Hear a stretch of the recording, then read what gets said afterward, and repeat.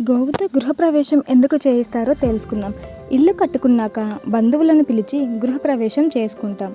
ఆ సమయంలో నూతన గృహంలో ముందుగా గోమాతను తీసుకెళ్ళి ఇల్లంతా తిప్పిన తర్వాతే ఇంటి యజమాని, కుటుంబ సభ్యులు లోపలికెళ్ళడం ఆనవాయితీ.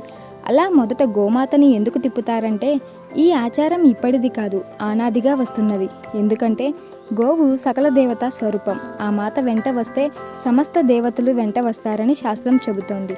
అందుకే నూతన గృహాల్లో గోవును తిప్పడం వల్ల ఆ దేవతలు కూడా మన ఇంట్లో నడియాడతారట. అలాగే గోవు మూత్రం, పేడలో లక్ష్మీదేవి ఉంటుందని నమ్మకం. అందుకే ఇంట్లో గోవును తిప్పినప్పుడు మూత్రం, పేడ వేయడం కూడా శుభసూచకంగా భావిస్తారు.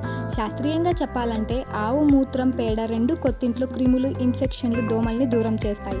అలానే పేడ, మూత్రం, నెయ్యి, పెరుగు, పాలు అన్నింటినీ కలిపి పంచగవ్య అంటారు. వీటిని హోమంలో వేసినప్పుడు వెలువడిన పొగ కూడా క్రిమి కీటకాల్ని బయటకు పంపుతుంది. వాతావరణంలోని విష వ్యర్థాలను పారదోలుతుంది. మరి అప్పుడే కదా మనం ఇంట్లో ఆరోగ్యంగా ఉంటాము. అందుకే గృహప్రవేశం సమయంలో ఆవుకు అంత ప్రాధాన్యత ఇస్తారు.